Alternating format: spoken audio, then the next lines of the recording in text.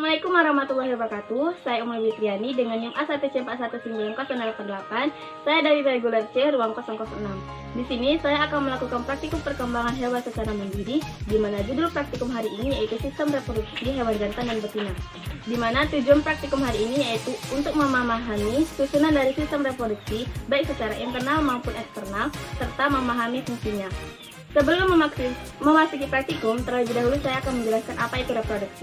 Reproduksi merupakan kemampuan makhluk hidup untuk menghasilkan keturunan yang baru, di mana yang bertujuan untuk melestarikan jenisnya agar tidak punah. Reproduksi terbagi menjadi dua, yaitu reproduksi seksual dan aseksual. Saya akan menjelaskan reproduksi seksual, di mana sistem reproduksi seksual itu terbagi menjadi dua, yaitu eksternal dan internal. Pada pria, sistem reproduksi eksternalnya itu terbagi menjadi dua, yaitu penis dan skrotum.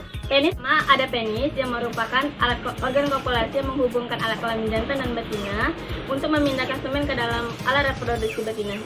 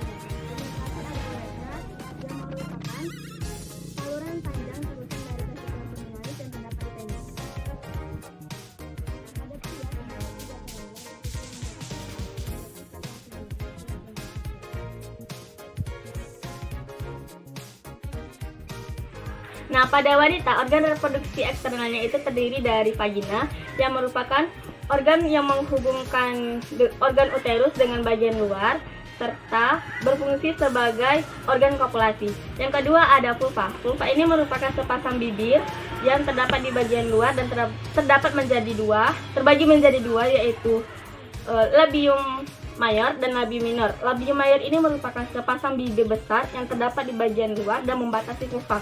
Sedangkan labium minor merupakan sepasang bibir kecil yang terdapat di bagian dalam serta dan membatasi vulva.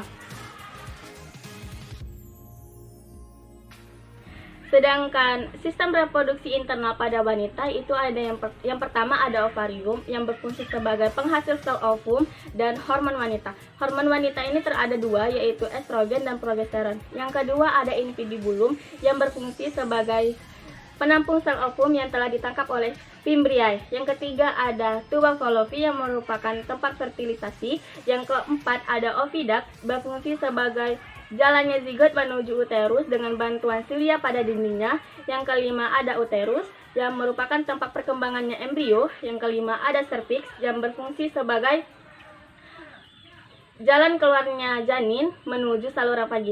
Selanjutnya ada saluran vagina yang merupakan saluran lanjutan dari cervix yang terdapat di vagina.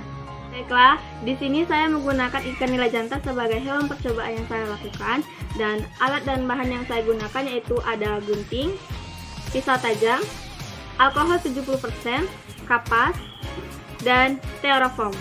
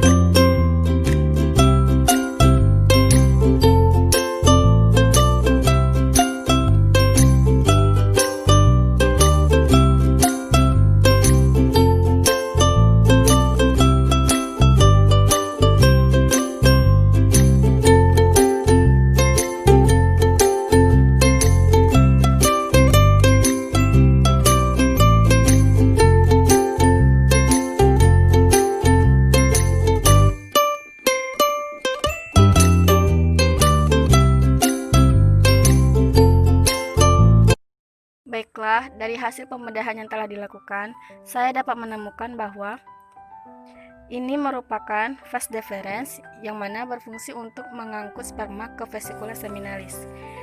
Dan ini merupakan gonad, dan yang di atas sebelah sini merupakan ini merupakan testis, kelenjar kelamin yang berfungsi menghasilkan sel-sel sperma dan hormon testosteron.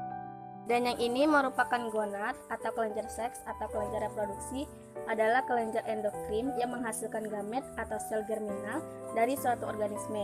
Dalam betina, dari spesies sel-sel reproduksi adalah sel telur, dan pada jantan, sel-sel reproduksi adalah sperma. Gonad laki-laki, testis menghasilkan sperma dalam bentuk spermatozoa. Baiklah, sekian dari yang saya sampaikan. Mohon maaf atas kesalahan yang telah saya lakukan. Sekian dari saya, terima kasih. Wassalamualaikum warahmatullahi wabarakatuh.